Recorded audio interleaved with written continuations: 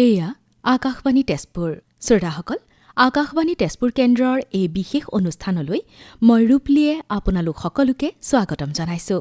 শ্ৰোতাসকল, আজি আমাৰ সৈতে আছে ভাৰতৰ এগৰাকী প্ৰসিদ্ধ চিত্ৰশিল্পী, ভাস্কৰ্য শিল্পী। তেখেত এগৰাকী কবি তথা অধ্যাপকো। তেখেত হৈছে পদ্মভূষণ সন্মানেৰে সন্মানিত চিত্ৰ ভাস্কৰ্য শিল্পী যতীন দাস। তেখেত কেৱল ভাৰততেই নহয়, আন্তঃৰাষ্ট্ৰীয় ক্ষেত্ৰতো ভাৰতৰ চিত্ৰশিল্পক এক সুকীয়া মৰ্যাদা প্ৰদান কৰিবলৈ সক্ষম হৈছে। আজি আমি তেখেতৰ সৈতে চিত্ৰকলা সন্দৰ্ভত কথা পাতিম। তেখেতৰ আগন্তুক পৰিকল্পনা সন্দৰ্ভতো কথা পাতিম। তেনেহলে আহক আৰম্ভ কৰোঁ আমাৰ আজিৰ এই বিশেষ অনুষ্ঠানটি। पहले तो आप भारत के एक जाने माने चित्रकार हैं, सब आपको पहचानते हैं। चित्रकला के प्रति ये जो आपका आकर्षण है, ये किस तरह से आपके मन में आया? और आपका जन्म उड़ीसा में हुआ है, जो कला के भूमि के नाम से जाना जाता है, सब जानते हैं। तो इसका प्रभाव भी क्या आपके जीवन में पड़ा है? हिंदुस्तान में बहुत चित्रकार शिल्पी हैं। पहले हजारों साल से बहुत चित्रकार हैं, बहुत नृत्यकार है, गायक हैं। बहुत किस्म की कलाकार हमारे देश में हजारों साल से हैं। हम तो त्वच्छ हैं। हमारे देश में अभी भी बहुत बड़े बड़े कलाकार हैं। अभी सब कलाकार जो हैं नाम और पैसा के पीछे पड़े हुए हैं। पहले जो कलाकार थे ये सब में नहीं थे, सारा जीवन उसमें उत्सर्ग किया था कला के लिए। दूसरा, ईस्टर्न पार्ट ऑफ जो इंडिया है, जो पूर्व देश है, eastern part of India and the eastern part of the world, that is Asia, और इसके साथ चाइना, जापान, बाली वगैरह वगैरह, ये सब में बहुत किस्म की कलाकृति है। जी हाँ। वेस्टर्न वर्ल्ड में इतना नहीं है, इंडस्ट्रियलाइजेशन से खत्म हो गया। आधुनिक कला है, लेकिन ये संस्कार है जो हमारे पुरातन सभ्यता है जी, जी। हमारे देश में, जैसे आपने ये गामछा दिया और आपने मेखला पहरा, जी सर। और ये जो कोई पांव छुए, जी सर। जो खाने में थाली में, कांसे के थाली में, इसमें सब कलाकृति है। और इसमें बड़े जगह में कोई नहीं जानते हैं। पहाड़ी में बढ़िया फूल खिलता है, जी सर। उसको कोई नहीं पहचानता, और फूल का सुगंध भी होता है और फिर बढ़ जाता है। तो कलाकार की कोई जानकारी करे कि ना करे कोई मतलब ही नहीं। कलाकार अपने लिए काम करता है, दूसरे के लिए कभी नहीं करता। जो करते हैं वो फालतू होते हैं। मेरा कहने का मकसद ये है कि पूर्व देश में बहुत कलाकृति है, जो कि ट्राइबल कल्चर है, फोक कल्चर है, क्लासिकल कल्चर है और मॉडर्न कल्चर है। और मुझे मॉडर्न शब्द पसंद नहीं है। कंटेम्पररी, जो आधुनिक नहीं, समसामयिक। तो फोक मतलब ग्रामीण कला, और आदिवासी कला, और क्लासिकल कला, और अभी समसामयिक कला जी। ये है। लेकिन हमारे जैसे कि आपका, हम ये बेत की कुर्सी में बैठे हैं, जी। ये जो बढ़िया कारीगर है वो बांस और बेत में बनाते हैं। जी। कोई आधुनिक, कोई क्राफ्टमैन की कलाकार ये बना दे, मैं 2 लाख रुपया दूंगा। सर, आपने पूर्वोत्तर के बारे में जो कहा है, आप असम बहुत बार आ चुके हैं, तो यहाँ के कल्चर के बारे में, यहाँ के आर्ट के बारे में आप क्या कहना चाहेंगे? वही मैं कह रहा था, पूर्व देश और हिंदुस्तान की जो पूर्व जगह है, ने बिहार से शुरू करके पूर्व देश, झारखंड, उड़ीसा, बंगाल, असम, नागालैंड, मिजोरम, इसमें जो कलाकृति है बहुत सुंदर है। लेकिन ये खराब हो रहा है, आधुनिकता से ये खराब हो रहा है। हम इसको कैसे संभाल कर रखें? इंडस्ट्रियलाइजेशन में इसको खत्म करता है, लेकिन सरकार, समाज और घर, ये तीनों इंस्टीट्यूशन इसको संभाल पाएगा। आप अपने घर में बच्चों को खाना पीना बैठ के कैसे खाते हैं, कैसे नहाते हैं, कैसे गाना गाते हैं, कैसे चित्र बनाते हैं, कैसे बड़ों का सम्मान करते हैं, ऐसे से वो सीखेगा बच्चा। समाज में आने जाने का, सरकार में ये कल्चर होना चाहिए कि हमें म्यूजियम बनाएं, हर एक स्कूल में एक म्यूजियम हो। हाँ जैसे एक लाइब्रेरी है, लेकिन उनका स्कूल में, हर एक स्कूल में म्यूजियम नहीं है। हर एक स्कूल में मैथमेटिक्स का, इंग्लिश का टीचर है, म्यूजिक का, डांस का टीचर है, लेकिन ज्यादा है। हाँ। पेंटिंग का टीचर कम है। कम है सारा देश में है। मेरे बच्चे, तीनों बच्चे सरदार पटेल विद्यालय है दिल्ली में पढ़ते, जो कि इसका नाम बहुत है, लेकिन 5 म्यूजिक टीचर है, 1 आर्ट टीचर है। आप समझ रहे हैं? जी। तो इसको उद्धार कैसे किया जाए, इसी के लिए हमें कोशिश करना चाहिए। सर, इसके बारे में हम बात करेंगे आपसे, लेकिन पहले आपके बारे में कुछ जानना चाहेंगे। हमारे जो श्रोता है वो जानना चाहेंगे आपके बारे में। तो sir, J school of art जो मुंबई में है, वहाँ से आपने आर्ट की शिक्षा ली है आपने, तो उसके बारे में कुछ कहेंगे आप? हाँ, उसको कहने के पहले मैं जरा मयूरभंज के बारे में बोलना चाहता हूँ। मैं उड़ीसा का मयूरभंज प्रिंसली स्टेट से हूँ। हाँ जी सर। जहाँ मैं बचपन में, मेरे बड़े भाई वगैरह ड्राइंग करते थे, और शाम को आरती होता था, वो प्रार्थना करते थे, गाना गाते थे। और हमारे शहर में, ये प्रिंसली स्टेट में बहुत सारे कलाकार थे जी। चित्रकार, डांसर, नर्तकी और गाना गाने वाले वगैरह, बहुत सारे, कांसे की बर्तन, ढोकरा की स्टैच्यू वगैरह और बास्केटरी वगैरह बहुत था। तो वहां से मैं शुरू किया। मेरा शहर में इतना कल्चर था। मैं जब बॉम्बे गया, बॉम्बे में मुझे कोई सरप्राइज नहीं हुआ। बॉम्बे बहुत बड़ा था उस वक्त। मैं 58 में बॉम्बे गया मयूरभंज से। तो जब गया, ये चावल और मच्छी खाते हैं ना हमारे शहर में, और वहाँ फिश एंड चिप्स खाया। समझ रहे ना? वेस्टर्नाइज्ड है। तो लेकिन वहाँ उस वक्त बॉम्बे में बहुत बड़े बड़े कलाकार, film maker, writer, poet, painter, सब मेरे दोस्त हुए, और सबका मेरा पहचान हुआ जी। ये गुलजार वगैरह जी, और सुखदेव करके डॉक्यूमेंट्री फिल्म मेकर, और बलराज साहनी जैसे, दिलीप कुमार जैसे। हाँ जी। तो एक्टर वगैरह, डांसर वगैरह, जैसे कि कुमार कंदर, भीमसेन जोशी, मल्लिकार्जुन मंसूर, बड़े गुलाम अली खान, मैं इनको पहचानता था। उनका मैंने पोर्ट्रेट बनाया था 1960 में। बड़े गुलाम अली खान का पोर्ट्रेट बनाया था, पोर्ट्रेट स्केच बनाया था। तो हमारे दुनिया में एक बढ़िया चीज है, बड़े छोटे नहीं, जो अच्छा काम करते हैं उनके साथ ताल्लुकात बनता है। I was very lucky. मैं जो sir J school of art में पढ़ता था। Sir J school of art Hindustan के सबसे बड़ा आर्ट कॉलेज है, ब्रिटिश टाइप का बना हुआ। 160 साल जैसे पुराना होगा, उससे भी ज्यादा होगा, मैं भूल गया हूँ। लेकिन बढ़िया building, 40 feet of sky light है, वगैरह वगैरह। माइकल एंजेलो का रेप्लिका स्टैच्यू है। तो मुझे इसमें से बहुत उत्साह मिला, तो मैं वहाँ काम किया दिन रात, और मुझे स्कॉलरशिप मिला। मैं फर्स्ट क्लास फर्स्ट हुआ, तो स्कॉलरशिप, फ्रीशिप मिला। तो घर से पैसा लेना बंद कर दिया जी। और हर रोज क्लास में जाने के लिए 20 स्केच देना पड़ता था। और मैं अपने आप डिसाइड किया, वो तो 20 है, मैं हर रोज 300 स्केच करूंगा। मैं क्या करता था, टाइम्स ऑफ इंडिया से, रत्तल से कागज खरीदता था, न्यूज प्रिंट पेपर, और 7 किलोमीटर मेरे हॉस्टल जाने के लिए स्केच करते करते जाता था। दुकानदार का, लोगों का, जानवर का, पेड़ पौधा का जी। करने के बाद मैं बड़े गुलाम अली खान को सुनता था, फिर हॉस्टल में जाता। आप समझ रहे हैं जी। और फॉर्चुनेटली मुझे भुलाबा इंस्टीट्यूट करके बहुत बड़ा एक इंस्टीट्यूशन था, जहाँ रविशंकर द सितार प्लेयर, और इब्राहिम अलकाजी, सत्यदेव दुबे थिएटर वाले थे, आर्टिस्ट थे, गायतोंडे, बाबूराव सेडवलकर वगैरह वगैरह, बहुत सारे कलाकार।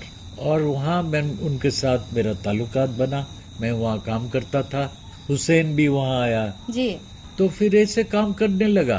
अभी भी काम करता हूँ, अभी भी बच्चा हूँ।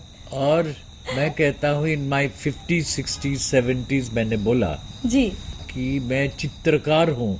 कलाकार बनने के लिए 50, 60, 70, 80 साल चाहिए, और कभी कभी बोलता हूँ कि 3 जन्म चाहिए कलाकार बनने के। सर, ये एक बड़ी बात आपने कहा है कि आप अभी भी बच्चे हैं, क्योंकि आप प्रसिद्ध है, सब आपको जानते हैं, लेकिन आपके मन में अभी भी सीखने की एक चाह जैसे बच्चे की होती है, अब भी आपके मन में है।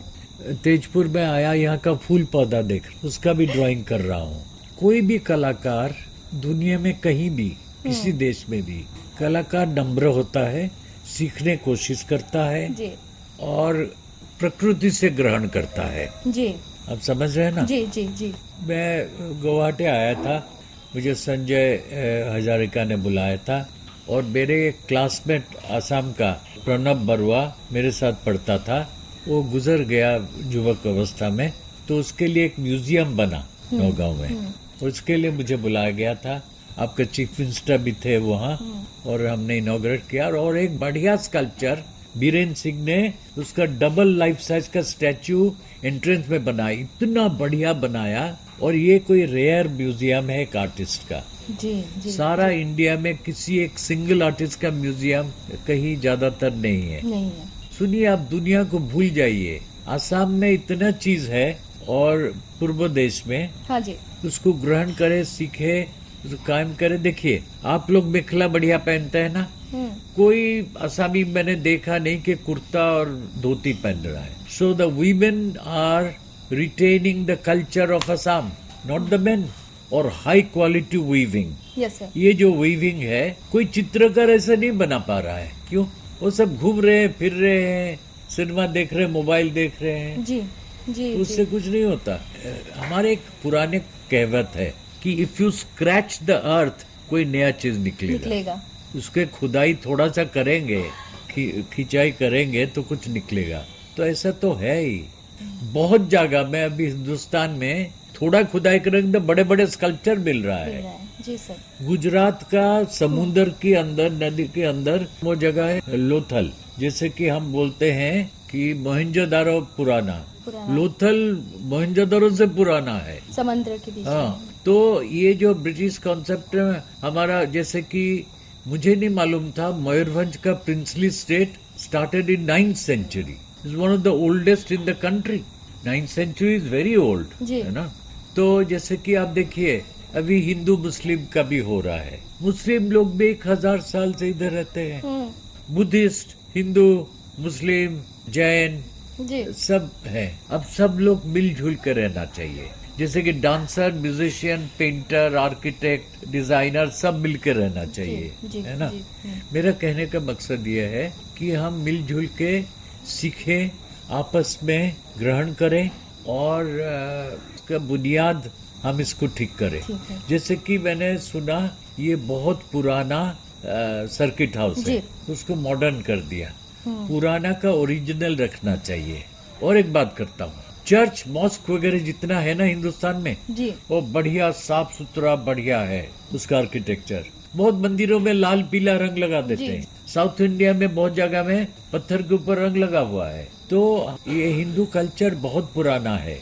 इसमें कहावत है, सर्वे सुखिना भवन्तु, सर्वे निरामया। इसका मतलब सब लोग खुश रहे।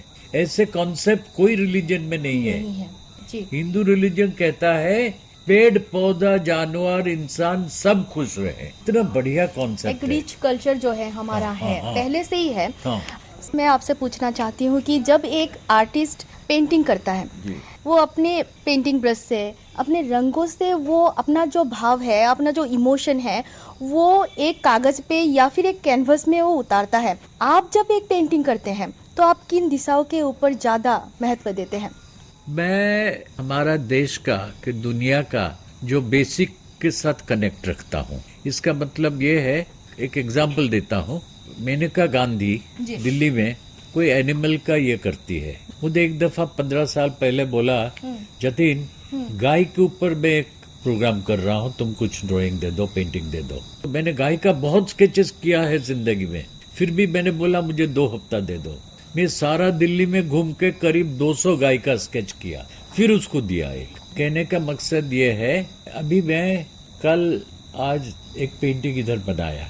मैं बहुत दिन से पेंटिंग नहीं कर रहा हूँ। जो ब्रश पकड़ा मुझे मालूम नहीं कैसा शुरू करूँ। हर रोज का प्रैक्टिस रहना चाहिए जी। इसीलिए मैंने जितने बच्चे आए थे, मैंने बोला पेंटिंग नहीं करो और 1000 स्केच करो, उसके बाद पेंटिंग शुरू करना। और स्केच करे प्रकृति का। अभी क्या है, 90% ऑफ द पीपल दुनिया में सिर्फ यहाँ नहीं, अमेरिका में, यूरोप में मोबाइल देख के पेंटिंग करते। हमने जिंदगी में ऐसे नहीं किया। मेरा एक कॉन्सेप्ट है जो कि मेरा अपना नहीं है, हमारे देश का कॉन्सेप्ट है। That is learn everything properly. शिक्षा करो सब चीज का गहराई से, फिर अनलर्न एवरीथिंग प्रॉपरली। स्लेट को पोंछ दो, देन यू डू मनोधर्म। अपने मन से करो। अपने मन से। तो जो रियल कलाकार होता है ढंग से सीखता है 20, 30, 40, 50 साल, फिर उसको पोंछ देता है। जैसे कुमार गंधम ने बहुत किस्म का राग सीखा, लेकिन वो अपना मन से गाते हैं, जो कि रेयर सिंगर है। जैसे यामिनी कृष्णमूर्ति थी, अभी गुजर गई, वो डांसर लाइक दैट। तो बहुत सारे लोग बढ़िया सुर में गाते हैं, ताल में डांस करते हैं, कविता के शब्द अच्छा है, पेंटिंग ठीक करते हैं, लेकिन एक उत्थान हो कि हर एक काम में एक नयापन आए। जी। और नयापन के लिए ट्राई नहीं करने का, मन से आना चाहिए। जी जी, एक बड़ी बात आपने कही है कि मन से जो करे उससे ज़्यादा कुछ हो ही नहीं सकता, उससे सुंदर कुछ नहीं हो सकता है। सर, आपके जो चित्रकला है, जितने भी पेंटिंग्स हमने देखे हैं, ज़्यादातर में हमने देखा है कि आपने नारी के इमोशन, उनकी भावनाओं को आपने व्यक्त किया है, नारी का जो संघर्ष है उसको आपने व्यक्त किया है। तो ये सब्जेक्ट आपने क्यों चुना? ऐसे मुझे बहुत दफा बोलते हैं, और लोगों ने लिखा है ये आदमी का है, और ये भी आदमी का है, ये सब आदमी औरत का है, ये सब आदमी है। तो बहुत सारे लोग बोलते हैं मैं सिर्फ नारी, ये सब पुरुष भी है। तो कहने का मकसद है, लोग किसी के बारे में ऐसे बोल देते हैं। आप मेरे काम, हजारों काम देखें, फिर मेरे बारे में कुछ बताएं, है ना। तो नारी का भंगी वगैरह बहुत कलात्मक है, कवितात्मक है। तो दुनिया में नारी का बना, इतना मंदिर है उसमें नारी का बहुत ये है। लेकिन मैं पुरुष प्रकृति, जैसे कि आपने मेरा म्यूरल देखा, उसमें बहुत पुरुष है, बहुत कम नारी है। तो जिसमें चाहिए, मेरे जो फिगर्स हैं वो बेयर फिगर्स है, आदमी हो औरत हो, बेयर फिगर। ये मैं रशिया में किया था, इसीलिए वो रशियन का ये। मेरा जो रिदम है, अब देखिए, ये देवी का है, ये कश्मीर का है, एक बाली का डांसर, ये अफ्रीका का है। मैं वहाँ गया था, वहाँ बनाया था। मैं अपने काम के बारे में अभी ज्यादा चर्चा नहीं कर पाऊंगा, क्योंकि ये छोटा सा बात है। सारा जीवन 65 ईयर्स से काम कर रहा हूँ, काम के बारे में नहीं, लेकिन इतना बोल सकता हूँ, मैं ह्यूमन फिगर बनाता हूँ। मैं प्रकृति का, फूल पौधा का भी ड्राइंग करता हूँ, लेकिन ज्यादातर सिर्फ ह्यूमन फिगर दिखाता हूँ। सर, मोहनजोदारो से महात्मा गांधी जी, ये जो आपका म्यूरल पेंटिंग है, इतना सुंदर, आपने ये सोचा कैसे कि मोहनजोदारो से महात्मा गांधी, ये एक कंटिन्यूटी आपने रखा है? मुझे पार्लियामेंट में इनवाइट किया था म्यूरल करने के लिए। उन्होंने बोला क्या करोगे? मैं बोला 5000 साल का इंडिया का बनाऊंगा। उन्होंने एग्री कर लिया। फिर मैंने बोला, पैसा कम दिया था, लेकिन बोला मैंने, मुझे एक हिस्टोरियन चाहिए। 6 महीना एक हिस्टोरियन मुझे बताया मोहनजोदारो से महात्मा गांधी तक जो सारा रिवॉल्यूशन क्या क्या हुआ है उन्होंने बताया। और बताने के बाद मैं करीब 500 स्केच किया, ड्राइंग। फिर उसके बाद एक की स्केच बनाया, फिर सबको एक तरफ रख के फिर बनाया मैंने। और उन्होंने कभी पूछा कि गांधी जी की बात कुछ करो, मैं बोला नहीं करूंगा। मोहनजोदारो से महात्मा गांधी, बस। ऐसे कुछ हुआ नहीं है, ऐसे कुछ है ही नहीं हिंदुस्तान में जो कि महात्मा गांधी के बाद कुछ करो। आप जब छोटे थे, सेवा दल में भी आप थे?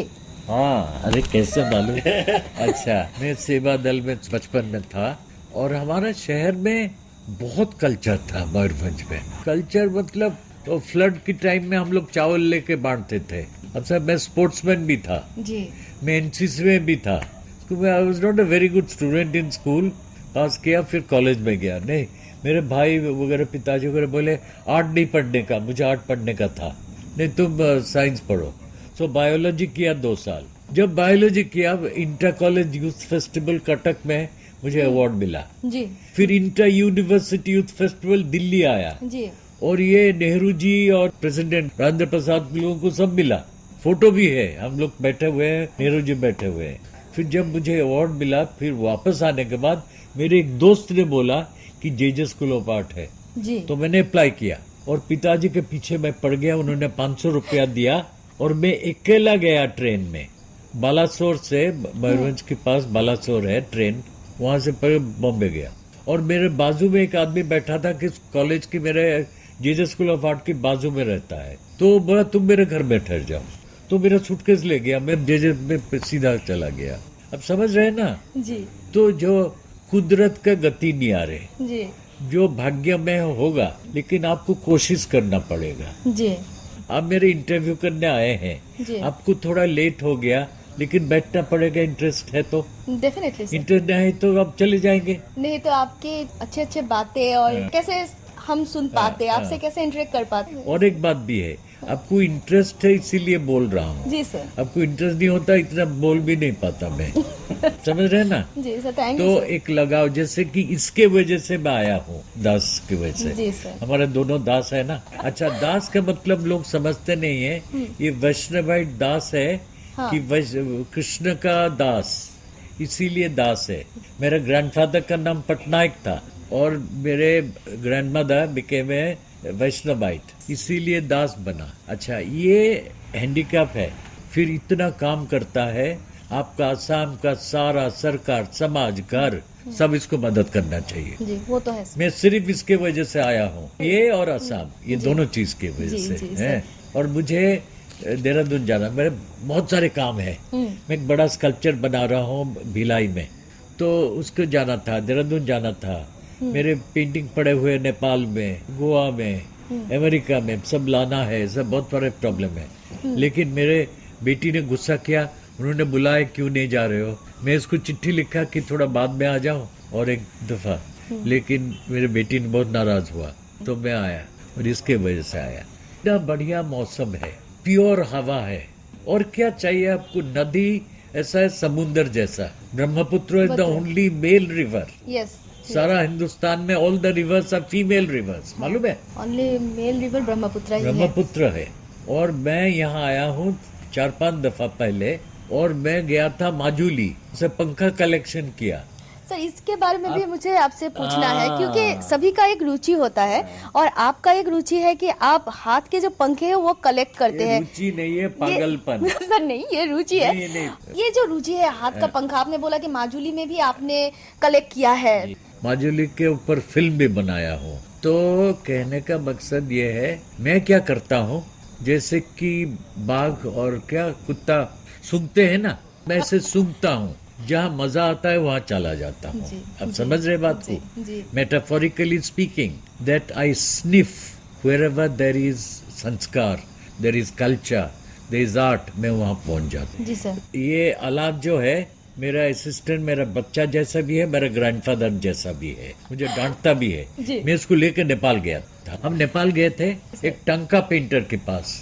वो एक कपड़ा को धो के उसको घिसता है 15 दिन, फिर 15 दिन प्राइम करके घिसता है जी। और इसको बताया, वो बढ़िया कलाकार है, टंका पेंटर, जो बुद्धिस्ट के ऊपर बनाते हैं, कपड़े के ऊपर। 1 साल लगाता है। बोला कलाकार बनना बहुत तकलीफ का काम है, इसको बोला। अब समझ रहे हैं जी। अभी क्या मालूम है, हिंदुस्तान में बहुत कलाकार के काम में बहुत लोग काम करते हैं। जी जी जी। वो क्राफ्ट्समैन, ये वो बहुत करते हैं, इनमें कोई हाथ नहीं लगाता। जी। समझे मेरे बात। तो मैं जो कुछ करता हूँ, मुझे कोई डीप सेटिस्फेक्शन नहीं है अभी भी। मुझे बहुत कुछ काम बाकी है। मुझे स्कल्पचर करना है। जी, जी। वो किया नहीं, थोड़े किया, ज्यादा नहीं किया। सर आपने एक बात यहाँ पे कहा है कि कपड़े पे जब नेपाल में गए थे, आर्टिस्ट ने कपड़े में ढंका असम के महापुरुष श्रीमंत शंकरदेव, आपने उनके नाम सुना है, जिन्होंने हाँ जी, गुरु शंकर देव ने असम में एक सनातन नाम धर्म का जो है उसका प्रचार किया था। वो सिर्फ गुरु नहीं थे, वो एक चित्रकार भी थे। 2 बार वो भारत के बहुत से तीर्थ भ्रमण जो नगरी है वहाँ पे वो गए, तीर्थ भ्रमण किया उन्होंने। बोल रहा है। और जो पुरी है वो 2 बार वहाँ पर गए और वहाँ से उन्होंने कृष्ण की जो लीलाएं हैं उसके ऊपर उन्होंने ज्ञान लिया। और फिर असम में आकर उन्होंने सिन्हा यात्रा, एक जो हमारे नाटक है सिन्हा यात्रा, और वृंदावनी वस्त्र, जहाँ पर उन्होंने रंगीन धागों से भगवान श्री कृष्ण के जो शिशु श्री कृष्ण की जो लीला है उसको उन्होंने बुना, वैष्णवाइट। उसके जरिए उन्होंने पूरा जो भगवान की लीला है कपड़े में बुन के उसको उन्होंने लोगों को समझाया। तो ये जो कल्चर है, आपने बोला था हमारे भारत का रिच कल्चर, तो इस कल्चर के जरिए हम उड़ीसा हो, असम हो, गुजरात हो, महाराष्ट्र हो, सारा देश, साउथ इंडिया, सुनिए हमारे पुरी में, सुनो बहुत बढ़िया बात है, एक मुस्लिम सेंट है जी 500 साल पहले, शालबेग, उसका गाना हाँ। जगन्नाथ मंदिर में होता है, हाँ, और रथ यात्रा जब आता है उसके घर के पास बैठ के उसका घर की फैमिली आके फूल चढ़ाते हैं जगन्नाथ को। तभी रथ का यात्रा सफल माना आप जाता है। सोचो, एक हिसाब से हम हिंदू मुस्लिम बोल रहे हैं, एक शालबेग का गाना जगन्नाथ मंदिर में होता है अभी भी, और रथ यात्रा वहां स्टॉप करता है। और एक बात बोलूं, हमारे मयूरभंज में, हमारे घर में, शहर में, it's a very lovely town which has gone astray, now the tailor called Salim Ali, my mother adopted him as a son. My mother, मेरे माँ उसको बेटा जैसे माना था। सर यही है, कल्चर के ऊपर कोई धर्म नहीं होता। बस, और धर्म जो शब्द है ना, जी सर। धर्म मतलब एथिक्स, यस, धर्म इज नॉट रिलीजन। जी, धर्म, ये मेरा धर्म है कि आपको पानी पिलाऊं। जी धर्म मतलब सेंसिबिलिटी, धर्म इज एटिकेट, धर्म इज कल्चर, धर्म इज जेंटलनेस, टेंडरनेस, ये सब धर्म है। सर आपसे बहुत सीखने को मिल रहा है, बहुत सी बातें आपसे सुनकर ये सीख रहे हैं हम। एक बात आपसे पूछना चाहती हूँ, जी। अभी डिजिटल युग है, तो आज के समय में आपने क्या देखा? आपके समय में जो चित्रकार थे और आज के समय के जो चित्रकार हैं उनके अंदर क्या डिफरेंस क्या है, अंतर क्या है? ठीक बोलने के पहले ये जो आपने मोबाइल का बात किया ना, उसको जरा पूरा कर दो। हाँ जी सर। लंदन में एक चेल्सी आर्ट क्लब है, बहुत बड़ा oldest art club in England, मैं उसका मेंबर हूँ। वो उसके अंदर मोबाइल अलाउड नहीं है, नंबर 1। नंबर 2, एक लेडी मुझे मिलने आई थी, मैं ऊपर कमरे में था, वो मोबाइल में बात करती थी, और एक लेडी उठ के आई, तुम ये मोबाइल को बंद नहीं करोगे तो जतिन का मेंबरशिप चला जाएगा। हम लोग यहाँ सब करते हैं ना, मेरे जितने दोस्त विदेश में भी है, मोबाइल हर वक्त इस्तेमाल नहीं करते, मोबाइल को बैग में रखते हैं स्विच ऑफ करके। और हमारे जो लड़कियां, बहुत सारे लड़कियां बॉम्बे में, दिल्ली में मैन होल में गिर जाते हैं मोबाइल हैं, और गाड़ी जा रहा है, वो जैसे कि बगीचे में बात चल के जा रहे हैं, क्रॉस कर रहे हैं। समझ गए sir. Yes really, it is like their boyfriend, too much. एक दफा मैं अमेरिका में गया, वेस्ट कोस्ट में, और मुझे चीफ गेस्ट बुलाया था एक आर्ट कॉलेज में। बच्चे जितने स्टूडेंट थे मोबाइल से देख के पेंटिंग करते थे। मैं बोला तुम्हारा रेडवुड फॉरेस्ट इतना बढ़िया है, वहां क्यों नहीं कर रहे हो? So after lunch they all went to the redwood forest, they listen to me. आप समझे ना, हम लोग खराब हो रहे हैं, हमको सब कोई खराब नहीं कर रहा है। देखिए, समझ लीजिए मोबाइल में घर पे छोड़ के चला जाऊं, बहुत दफा ऐसा होता है, चले गए, क्या दुनिया पलट जाएगा? नहीं जाएगा ना। तो अच्छा सुनिए, अभी कितने बड़े बड़े आर्टिस्ट मेरे दोस्त हैं, उनका जब दिल्ली में शो होता है, पहले वो मुझे आने का 1 महीना पहले बोलते थे, फिर 10 दिन पहले, फिर मेरे घर में आके रहते थे। अभी कोई नहीं बोलता, सिर्फ मैसेज भेज देते। कोई दोस्त मुझे फोन करके नहीं बोलता मेरा शो है तो आ जा। We have become artificial, we have become commercial, we have become very mechanical. धीरे धीरे जो ये अपनापन है वो चला जा रहा है। अपना ये भाई बहन माँ बाप को भी नहीं देखते हैं। जी सर। वो मोबाइल। अच्छा, 90% of the women on the aircraft, in the train, give 2 साल का बच्चे को मोबाइल दे देते हैं and they are busy in something else. Yes. ये कभी नहीं करना, अपने बच्चे को मोबाइल पकड़ना देना, कागज दे दो ड्राइंग करे, और उसके सामने मोबाइल भी तो इस्तेमाल नहीं करो। इंग्लैंड में मेरे बहुत सारे दोस्त मोबाइल सामने कहीं इस्तेमाल नहीं करते हैं। इंडिया में जितने करते हैं, दिल्ली बॉम्बे में इतना कोई नहीं करता, और मोबाइल से बहुत खराब भी हो रहे हैं। जी। अच्छा, कोई गाड़ी जो चलाता है ना, टैक्सी वाला, दिल्ली में, उसको दिल्ली का रास्ता नहीं मालूम, बोलता मोबाइल हमको बता देगा कहाँ जाने का। जी। मैं अपने घर में कभी कभी मेरे ड्राइवर कहीं गया है तो मैं टैक्सी लेके जाता हूँ, तो बोलता है ये दिखा रहा है। मैं बोला तुम भूल जा, मेरे घर का रास्ता मैं तुझे बता रहा हूँ, शॉर्टकट। सुनिए एक दूसरा बढ़िया बात है। बड़े गुलाबी लिखा, एक दिन मैं जब बच्चा था बॉम्बे में, तो उनका एक प्रोग्राम था और 2000 लोग बैठे थे, माइक्रोफोन को बंद हो गया, उन्होंने गाना गाया जोर से। आजकल बहुत सारे क्लासिकल सिंगर वगैरह, जितने सिंगर बड़े बड़े, वो माइक्रोफोन बगैर गाना नहीं सकते। आपको मालूम है, lot of people in India do not know, जो opera singer in Europe and America, they don't use microphone, they sing with the original voice. अब बताओ, आपके घर में किसी को बुलाते हैं, आप रेस्टोरेंट से खाना मंगा लेते हैं, अभी तो टाइम नहीं है, मैं बिजी हूँ, ये है। You get the point. We have become, in Asia, is the worst place in the world. We have become artificial, we have become selfish, we have become commercial.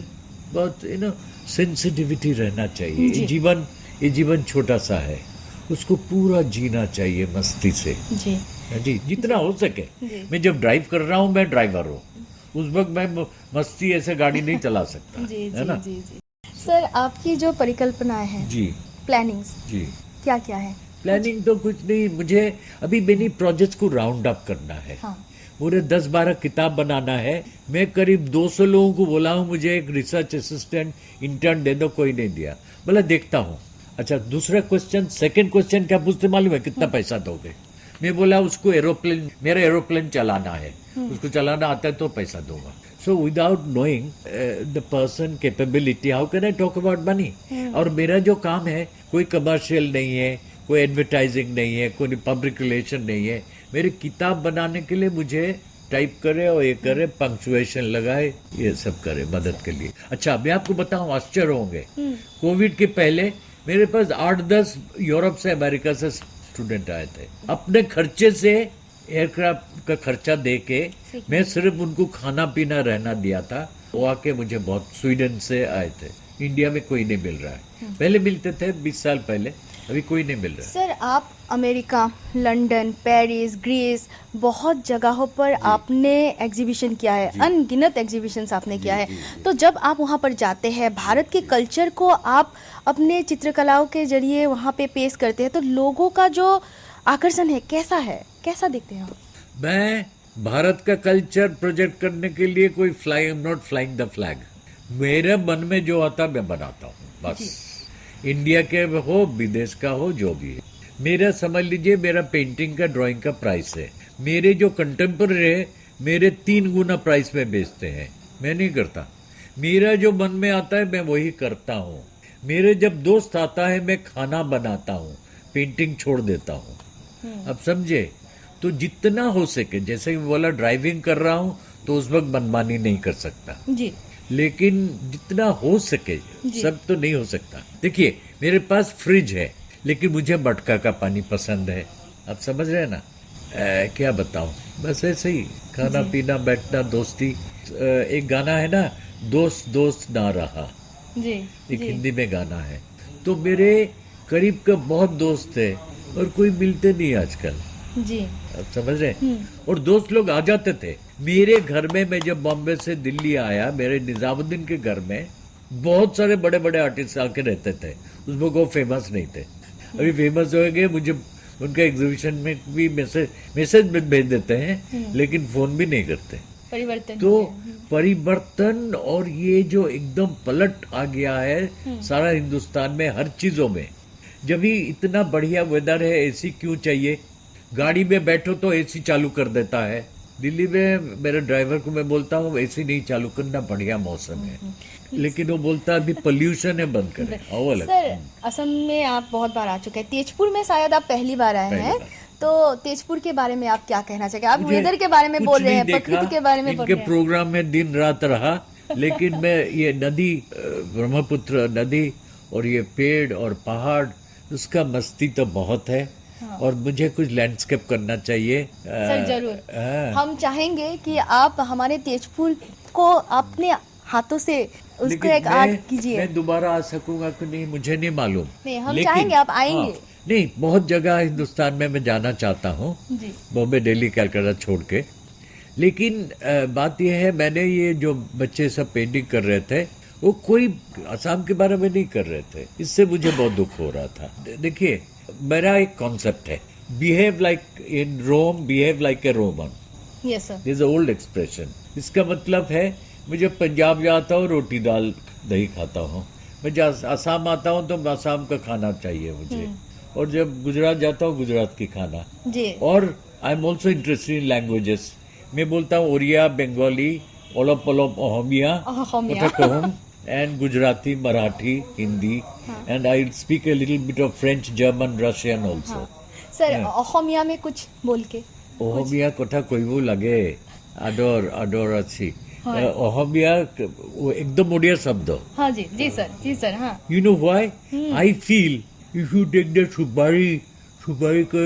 সুপারি খাওছো না, পানো তাম্বুলো খাওছো, তাম্বুলো খাইলে যে কথাগুলো একটু হয়ে যায়, বুঝতে इसका পারছো? एक प्रभाव हमारे उड़िया भाषा और असमिया भाषा में एक बहुत संबंध संबंध आता है। और जो शंकरदेव के बारे में मैंने बोला है, जी। उनका जो वज्रवाली जो भाषा है, उसमें भी उड़िया भाषा का एक टच है, उसमें must भी be, must हाँ, be, must Sanskrit and Oriya. हाँ। इसीलिए हमारे असमिया और उड़िया भाषा बहुत से वर्ड वो मिलता नो, है। ये मगधी, इसको बोलते हैं अर्ध मगधी। बिहार से लेकर असम तक ये सारा लैंग्वेज सिमिलर है, और संस्कृत ओरिजिन। Yes. आपका स्क्रिप्ट तो बंगाली जैसा है, जी। और वो भी स्क्रिप्ट बंगाली जैसा है, वो संस्कृत का स्क्रिप्ट है। जी। ओरिया स्क्रिप्ट इज राउंडेड है, हाँ जी। Because this script is to be written in bhojpatra, yes. and Oriya and South Indian were written in palm leaf. So palm leaf में if you make a horizontal line, it will crack. खासी पात हमारे यहाँ पे लिखते थे, खासी पात, खासी पात और पुठी बोलते हैं, उसे किया जाता है। सर आपसे बहुत बातें की। सर लास्ट ये आप हमारे श्रोताओं को जी स्पेशली जो न्यू जनरेशन है उनको आप क्या संदेश देना ये चाहेंगे? कहूँगा, वो बेचारे का कोई गलती नहीं है, पेरेंट्स का गलती है, समाज का, सरकार का गलती है। घरों में संस्कार होता है, everything is to start at home. आप समझ रहे? और मैं बहुत सारे एडवाइजरी कमेटी में इंडिया में था, बॉम्बे, दिल्ली में, मैं सब ने रिजाइन कर दिया। मैं जो 26 जनवरी पैरेड है उसका भी कमेटी में था, फिलाटेली कमेटी में था, मिनिस्ट्री ऑफ कल्चर 40 साल पहले वगैरह। मैं प्रोफेसर था आर्ट का, उसको भी छोड़ दिया। मैं अभी आप सेटअप है मयूरभंज कल्चरल डेवलपमेंट फाउंडेशन, उसका भी मदद नहीं मिल रहा है। भुवनेश्वर में एक, I am one of the few artist in the country who has set up a art centre design by BV Doshi, the famous architect of India, world famous architect. वो building अभी तैयार है जी। तो वहाँ एक आर्ट सेंटर जिसमें मेरा entire collection donate कर रहा हूँ। एंटायर कलेक्शन मतलब फोक, ट्राइबल, क्लासिकल, कंटेम्प्रेरी आर्ट का कलेक्शन पृथ्वी सब जगह से जी और इंडिया सब जगह से उसको डोनेट किया। तो ये जो सब कर रहा हूँ उसमें कुछ फर्क नहीं आ रहा है। सिर्फ मेरा अनुरोध है, रिक्वेस्ट है, डिमांड है एंड कंप्लेन है कि the parents should look after their children. उनको गाना सिखाए, हाँ मॉडर्न गाना भी गाए, लेकिन अपना असमी गाना गाएंगे, जी। असमी खाना खाएंगे, कांसा का थाली में खाए। कांसा का थाली में क्यों खाएंगे? सिर्फ ट्रेडिशनल है इसलिए नहीं, वो हेल्थ के लिए हमारे अच्छा है। नॉट ओनली दैट, प्लेट में खाने से खाना गिर जाता है, हाँ। और प्लेट में 5 चीजें लो तो मिक्स हो जाता है। कांसा का थाली में रिम होता है, जी जी हाँ। तो खाना नहीं गिरेगा, और बड़ा होता है, कटोरी होता है। तो ये सारा मैं दोषी उसका बीबी के लिए मैंने कांसा थाली कटोरी गिफ्ट किया था। जी जी अब समझ रहे हैं ना? जी। तो मैं जो चीज को गहराई से आदर करता हूँ, रिस्पेक्ट करता हूँ, उसका पीछे पड़ जाता हूँ। जी, हमारे जो ट्रेडिशन है, रिच कल्चर है, उसको हमें आगे लेकर जाना है। जितना भी मॉडर्नाइज क्यों ना हो जाए, हम अपने जो संस्कृति है, जो ट्रेडिशन है, वो कभी भी भूलना नहीं चाहिए। इसीलिए बोल रहा हूँ कि मटका का पानी पियो और फ्रिज में रखो। जो खाना बच जाएगा फ्रिज में रख दो, लेकिन फ्रिज में ऐसे नहीं रखने का। जब आज खाना है, आज बनाया, तो फ्रिज में नहीं रखना है। तो we have to adjust to, जैसे मैंने बोला, एरोप्लेन में जाना है, गाड़ी में जाना है, कभी घोड़े में जाना है, कभी ट्रेन में जाना है, कभी पैदल जाना है, उसका मस्ती है ना, कभी बैलगाड़ी में जाना है। ठीक है, thank you very much. Thank you so much sir. শ্ৰোতাই ইমান পৰে পদ্মভূষণ সন্মানেৰে সন্মানিত ভাৰতৰ এগৰাকী প্ৰসিদ্ধ চিত্ৰ ভাস্কৰ্য শিল্পী যতীন দাসৰ সৈতে হোৱা সাক্ষাৎকাৰটি শুনিলে। সাক্ষাৎ গ্ৰহণ আৰু সম্পাদনা ৰূপলী বৰাৰ। প্ৰযোজনা প্ৰচাৰণ কাৰ্যবাহী গৌতম নাথৰ।